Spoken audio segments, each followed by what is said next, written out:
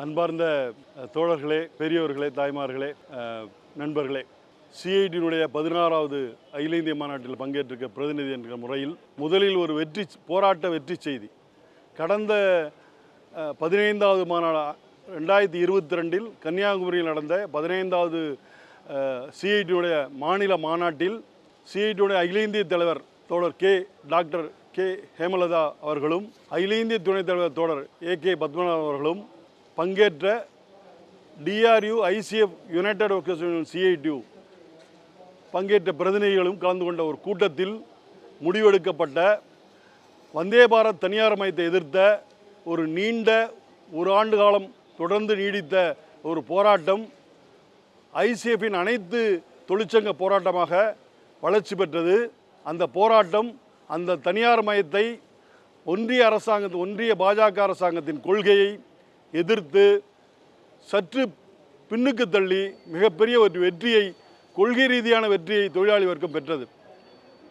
விஷயம் என்னவென்றால், இன்றைக்கு இந்தியா முழுவதும் இந்தியர்கள் அனைவரும் பெருமைப்படுகிற ஒரு 3ஆம் உலக நாட்டில் ஒரு மீடியம் ஹை ஸ்பீடு சகல சொகுசு வசதிகளுடன் கொண்ட ஒரு வந்தே பாரத் சேர்கார் எக்ஸ்பிரஸ், இன்றைக்கு 100க்கும் மேற்பட்ட வந்தே பாரத் எக்ஸ்பிரஸ்கள் இந்தியா முழுவதும் இந்தியாவின் நாடி நரம்பாக அனைத்து நகரங்களையும், பெருநகரங்களையும் சிறுநகரங்களையும் இணைக்கிற ஒரு மிகப்பெரிய ஒரு போக்குவரத்தை நடத்தி கொண்டிருக்கிறது.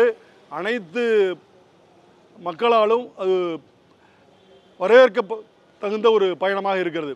அது கட்டணம் கூடுதலாக இருந்தாலும் ஒரு விரைவான பயணத்திற்கு நகரங்களுக்கிடையே மைக்ரேட்டட் IT எம்ப்ளாயீஸ், தொழில் வர்த்தகர்கள் போன்ற கூடுதல் வருமானம் உள்ளவர்களுக்கு விமானத்தை விட குறைவான தொகையில் ஒரு குறைந்த வேகத்தில் குறைந்த நேரத்தில் நகரங்களை கடப்பதற்கு ஒரு சொகுசான ரயிலாக, அதுவும் இந்தியாவினுடைய சொந்த உள்நாட்டு தயாரிப்பாக 85% உள்நாட்டு தயாரிப்பாக தயாரிக்கப்பட்ட வந்தே பாரத் ஸ்லீப்பர் எக்ஸ்பிரஸ் ICFின் பெருமை, இந்தியாவின் பெருமை, தமிழகத்தின் பெருமை. அந்த எக்ஸ்பிரஸை நமது இந்திய பிரதமர் மோடி அவர்கள் தனது தயாரிப்பாக, தனது சொந்த தயாரிப்பாக அவர் ஒவ்வொரு புதிய ரயில்களையும் துவக்கும் போது அவரே கொடி அமைத்து அது பெரிய விளம்பரம் தேடிக்கொண்டார்.